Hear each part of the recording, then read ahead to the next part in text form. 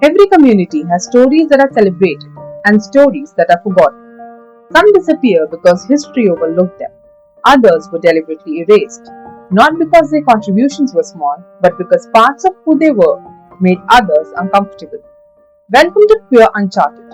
Together, we'll explore the histories, ideas, and lives that have shaped our world, often without recognition. Today's story begins in Washington, D.C., August 28, 1963. More than 250,000 people gather on the National Mall for what would become one of the most defining moments of the American civil rights movement. Television cameras capture the crowds, reporters document history as it unfolds, and from the steps of the Lincoln Memorial, Martin Luther King Jr. delivers a speech that will echo around the world. Today, almost everyone remembers the speech.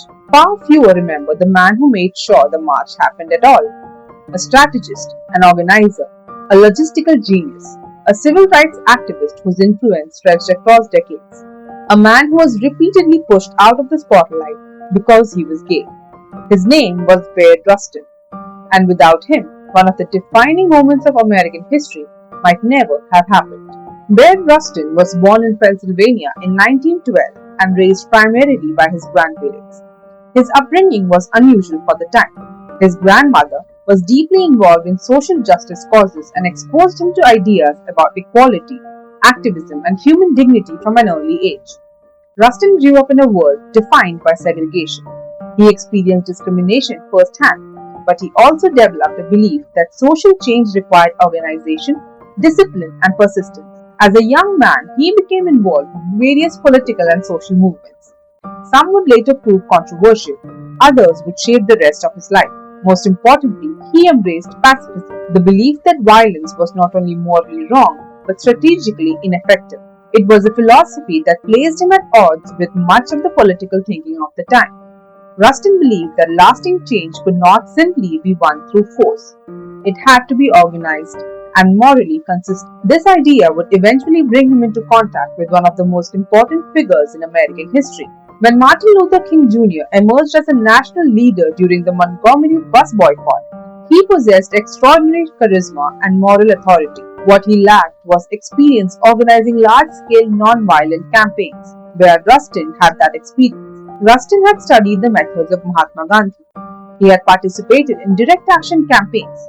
He understood both the philosophy and logistics of non-violent resistance. The relationship that developed between the two men would become enormously influential. Rustin advised King on non-violent strategy. He helped translate ideas into practical action. He assisted in developing the organizational methods that would define much of the civil rights movement. Many historians now consider him one of King's most important advisors during the movement's formative years. Yet, his position was always precarious, not because of his skills, because of his personal life. In 1953, Rustin was arrested on a morals charge involving consensual sexual activity with another man. The arrest became a political weapon. Opponents of the civil rights movement quickly recognized an opportunity. They understood that racism was not the only prejudice available to exploit. Homophobia could be used as well. Rustin's sexuality became a vulnerability, not because it affected his abilities, but because it could be used to attack the movement itself.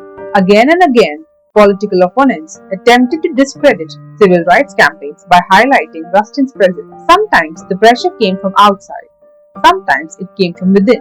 Movement leaders who admired Rustin's abilities worried about the damage public controversy might cause. The result was painful and complicated. Many of the people who respected Rustin most also asked him to step back from public leadership roles, not because they doubted him, but because they feared what others might do with information about him. By 1963, plans were underway for what would become the March on Washington. The scale was unprecedented. Hundreds of thousands of people, transportation from across the country, security concerns, media coordination, speeches, permits, scheduling, crowd management, every logistical challenge imaginable. Organizing such an event required someone with extraordinary skills. That person was Bayard Rustin. Working behind the scenes, Rustin coordinated countless details. He managed transportation networks, trained volunteers, solved logistical problems, and helped ensure the event proceeded smoothly. The success of the march was not inevitable, it was built, and Rustin was one of its chief architects. Rustin later joked that if the public noticed the logistics, he had probably done something wrong. The best organized events often appear effortless, but that apparent simplicity was a product of months of planning by hundreds of volunteers under his direction. Yet, even as he helped create one of the most iconic moments in American history, many leaders remained hesitant to place him at the center of public attention. His contributions were undeniable, his visibility remained constrained. Historical memory is selective. Some people become symbols, others become footnotes. The reasons are rarely simple. In Rustin's case, the process of erasure happened gradually. Textbooks focused on charismatic leaders. Media coverage emphasized public speakers. Narratives simplified complex movements into stories about a handful of recognizable figures.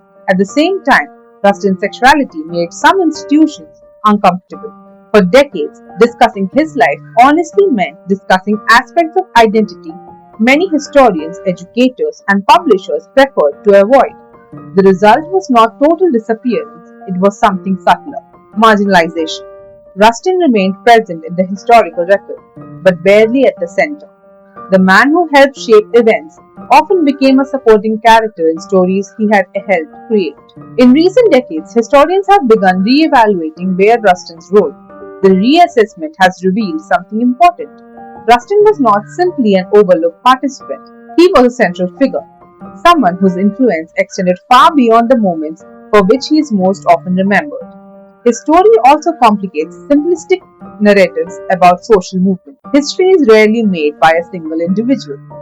It is made by networks of people performing different roles. Some inspire, some organize, some negotiate, some build. Movements require all of them.